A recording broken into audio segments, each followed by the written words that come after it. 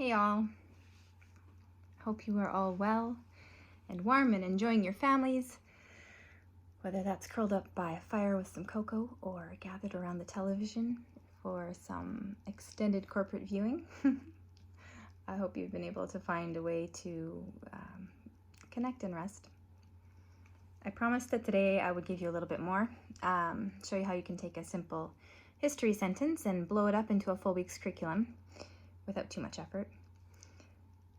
I can see that there's been quite a number of people that have watched my videos, but not many have commented, so I hope this has been helpful in some way for you, even if just to give you ideas or to put your mind at rest, that you don't need to turn your home into a school.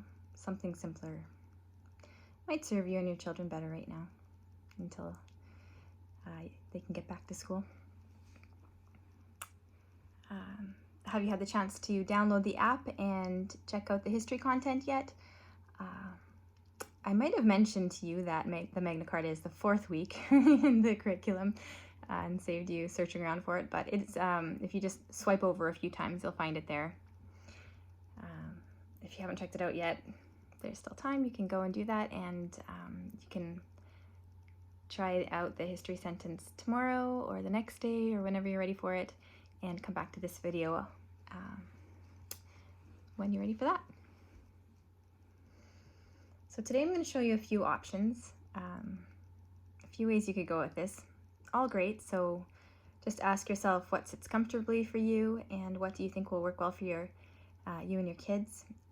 I'm not going to drop the full load on you today because I know when you see the whole picture and aren't familiar with the process, we can rush to get to the end product, to see that end product.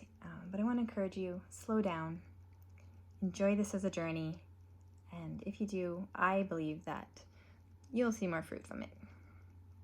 So today, or yesterday, I talked about the first step, memorizing the history sentence, and I hope you had the chance to give it a try. If you did, I'd love to hear from you. I'd love to hear how it went. What did you try? What worked well for your family and what didn't work? Did you hate it? Just let me know how it went for you. Was everyone able to commit it to memory? You might be surprised even with your little ones what they picked up. I know I'm always surprised by my little guy. Even when I'm not trying to teach him, he picks up on so much. It's kind of fun. Did your kids have any questions about the sentence? Yesterday I encouraged you not to respond to their questions, but maybe I should have clarified that I didn't mean you should offer no response at all. It's not necessary to just ignore them or stare back at them blankly, but just take a moment to join with them in their wonder. I just thought, oh, that's a great question. What do you think? Does our history sentence give us any clues? Where could we find that out? And maybe you don't know the answer yourself. And so you could just let them know that. Say, I actually don't know, and I'd love to find that out too. So it's day 2. We're off to a great start, hopefully. And so today, you might actually have one of your kids volunteer to try the history sentence right away. And if so, just let them go for it and celebrate their hard work. But if not, you can just choose to review it as a family and then give them an opportunity. So next, we're going to do just what I did in the video yesterday. Just start by asking them, what do you see? So you may remember this beautifully written sentence here. I'm going off the assumption that you don't have a large framed, carved, mounted whiteboard at home, probably. And if you do, your dry erase markers are surely dry. But maybe you have a piece of colored paper and Sharpie. Maybe you don't. I don't know. Loose leaf would probably work just fine. But anyways, yeah, just ask them, what do you see? And see what they come up with. After they've given you all that comes to mind for them, you can direct them just a little bit more. they'll probably pick out names and events, and maybe, but maybe they didn't notice the dates. So you could just ask, oh, when was the Magna Carta signed? Just kind of bring that to their attention. Or if they miss noting the geographical locations, so where did that happen? And if you have a map, then it would be great to just go and help them find Europe on the map if they don't know where it is. Help them to locate England and France, and just note where they are in relation to each other. So once you've noted some of these ideas in the sentence, and you can mark them just the way I have, or do whatever seems best for you. I like to put rectangles around my people, so you can take that.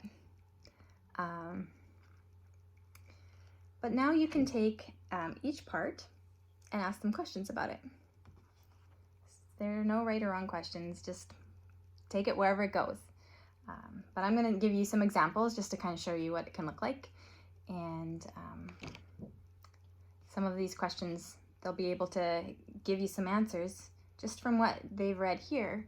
The answers will be right here. Or maybe they've studied some or all of this in school already, and they'll have things that they want to share, which is awesome. Just really celebrate them in what they already know too. Some of the questions will just leave them wondering and wanting more, and that's great. So, for instance, an obvious place to start might be with one of the kings. Who are the kings that ruled in England? Maybe you know some other ones. Which one ruled first? In which century did they rule? You could then maybe talk about King John. What did King John do? Why did he sign the Magna Carta? When did he sign the Magna Carta? Hint, we don't know why he signed the Magna Carta. It's not here. You could then focus on the Magna Carta. What is the Magna Carta? What can we tell from the sentence? When was it signed, and what did it say? Something about limiting the king's power? They don't really know. They don't know much. Why did the king's power need to be limited? Did it need to be limited? Did King John want to limit his own power? What was happening in England that led to this? What kind of a king was John? What was he like? We don't know. Was it a good thing that his power was limited? For instance, maybe it was important that kings had a lot of power. What do you think? Why or why not? You could even just focus on the dates. So, what else happened in England in 1215? What was happening elsewhere in Europe? What about in other places in the world? And they might not know this, but that's okay. It's something to wonder about. But you might also be surprised at what they do know, if you guide them a little bit. So, for instance, maybe they've heard that same song that I heard when I was a kid about Columbus sailing the ocean blue in 1492. What could that tell us about what's not taking place in the U.S. at this time? The United States of America? So what was there at that time? And that could just be something that you're going to think more about later. But again, not yet. And we're just seeing what we know right now and noting what we don't know. So now you could move on to the next date. What happened in 1337, and do the same thing again. What was happening elsewhere in Europe? What about other places in the world? Then King Edward. Who was King Edward? Why might King Edward, the King of England, think that he should be the King of France? How would we find that out? What do we know about the 100 Years' War? That King Edward III began it? It had something to do with him claiming to be the King of France, but why did he think that he should be? We don't know. it had something to do with England and France. It was a really long war. Why did it go on for so long? What impact did it have on France or on England or on the world? So you might actually want to write some of these things down together. Maybe not. Maybe you just want to spend this time talking and just seeing what everyone comes up with. If you have a whiteboard, you can take notes on it. If you have older kids, they can be taking notes. If you have younger kids who aren't writing yet, you can do the writing if you want that to happen. But after all of this happens, maybe this is when you want to sit down and do that and just ask 2 really simple questions. So, what do we know? And just see what they give you back. Or, what don't we know? Or actually, second, you can ask, what don't we know? Something like that. It's pretty simple. So lots of exploration, and then just, what do we know, what don't we know? So now you can go a few different ways. Again, this can be a really great time to do a read aloud. If you have any books on this sitting around at home, that's great. If you don't, the library is really inaccessible right now. But I've heard a lot of people really love, I think it's called Hula or Hoopla, I can't remember. But if you go to the library's website, it's there. I've never used it because I like to have books in my hands. But I know a lot of people really appreciate that. And right now it can be particularly convenient, so go check that out. You might want to choose something more broad so that you're not getting into the really specific details yet, and just keep giving them little bits and getting them to wonder about a broader range of things that will help them kind of know where they want to go with it. You can also go to the internet, of course. Not all of the resources there are great, but not all books are great either. We can kind of take them for granted sometimes, so something to keep in mind. The Encyclopedia Britannica can be a really great place just for that first introduction. They're pretty short articles, so some of those readers without a lot of endurance might appreciate that if they're doing the reading. Or you could go an entirely different direction and read them the text of the Magna Carta. I'll link to the text below so that you can take a look at it yourself, and you might consider just reading that to them. And something that my family really loves to do during read-alouds is it's a great time for them to get creative and just enjoy listening while they're doing something with their hands. So whether that's coloring, or whether you bring out paints and they just get creative, or you bring out all your crafting materials and they can see what they put together, or for a while we did crocheting. There's so many different things that they could be doing, and that can be a lot of fun too. So you might want to try that.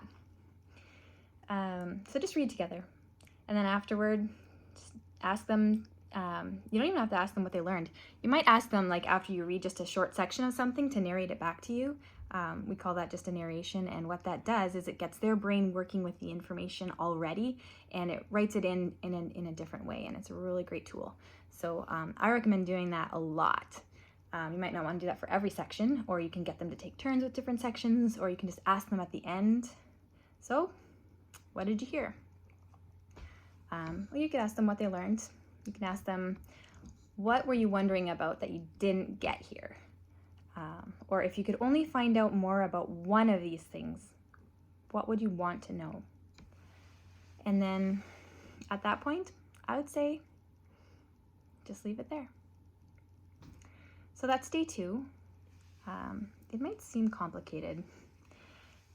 I've just asked a really long list of questions, and you're probably thinking, this is why I need a teacher's guide. But at the end, just follow along with me in this kind of extended lesson over the next few days. And at the end, I'll distill what we did into the simple steps that are involved that you can just carry across any content.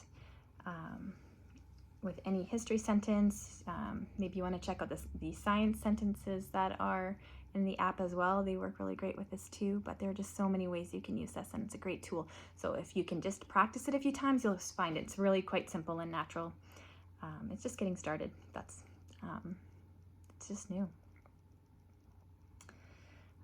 But hopefully you find that it's just really intuitive, and I hope that you enjoy it, and it gives you some really great, interesting discussions with your kids. Note that we still haven't really given them a lot of information. We've stayed in this space of wonder, and it's a really great place to be. They're not going to want to stay there forever, and that's actually the really exciting part. When they're like, okay, enough already, I need to get going on this. So this is still just the beginning. Meet with me tomorrow, and I will show you how to keep building. Now go take a good long look in your children's eyes and give them a hug. Hold them for a moment, and just be grateful that you have this, a pretty special opportunity here. God bless you and yours.